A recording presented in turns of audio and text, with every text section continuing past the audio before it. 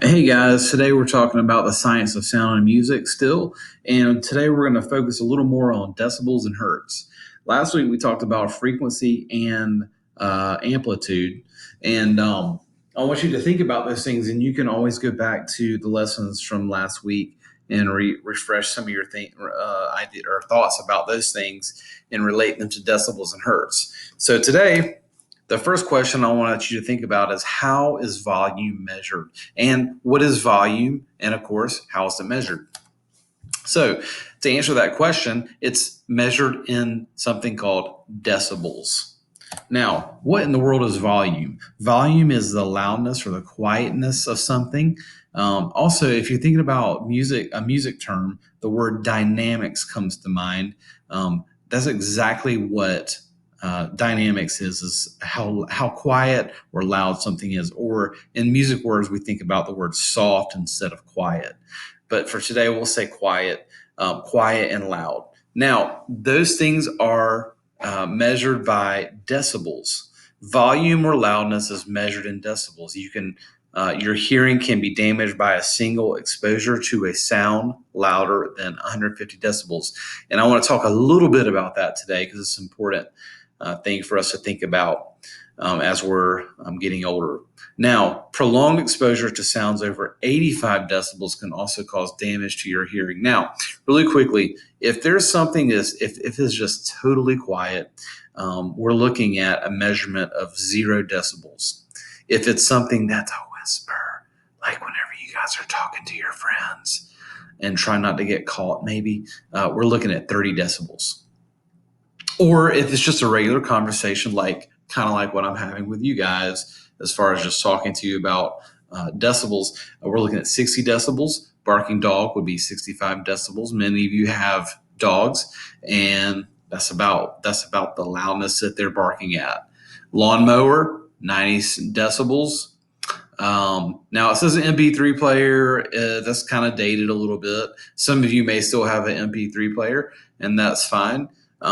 But if you're thinking about your phone or maybe a tablet or some sort of device that you use to listen to music to, it can be anywhere from 100+ decibels and on up. That's one thing you really want to think about. Make sure that you're not listening to it too loud because you want to damage your hearing. I always like to talk about this really fast. My father, he was a firefighter, and he damaged his hearing because he didn't protect his ears from the siren that was going on or going off as he was going to fires. And so on his left ear, it might look like left on this side, is almost 100% deaf because he did not protect his hearing when the sirens were going off. So make sure that you please protect your hearing by using some sort of quietening, maybe some type of a device that will help protect your hearing. Okay, moving on. Thunder, 105 decibels. Rock concert, 125 decibels. And the pain threshold, what we're talking about there is when you really when your ears are hurting, we're looking at around 130 decibels. All right, so remember, volume is related to decibels. Decibels is how we measure volume, how loud or quiet something is. We'll look at measuring some volume things here in a moment. Moving on to the next topic that we're going to talk about or learn about today is how is pitch measured? How is it measured? Now, in a minute, we'll talk a little more in detail about what pitch is, but here's the answer to that question. Pitch is measured with something called hertz. Now, a little in depth about hertz. Pitch is the highness or lowness of sound. The pitch of a sound is related to its frequency. The faster something vibrates, the higher its pitch. Therefore, the higher the frequency is, the higher the pitch will be. Remember, we talked about frequency last week. Let me see if I can show you this really quick. Remember frequency? Right here, we're looking at pitch and frequency. And remember what waves look like in terms of if something is low, a low pitch, like a big bass instrument, or maybe something that's high pitched, like a recorder. you would have a lot of waves. All right, let me go back. So here you have a few things. I want you to take a look at this. You can feel free to pause the video, take a look at our hearing. Humans, we're looking at an audio range in hertz, measured in hertz, from anywhere from 20 to 20,000. Okay.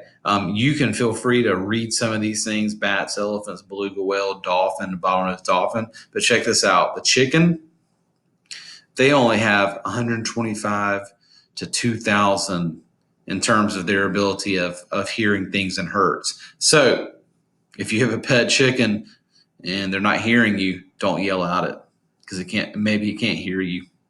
Anyway, let's move on to pitch. Or I'm sorry, we're already at a pitch. Let's look at something else. Let's look at the review of both decibel and hertz. Okay.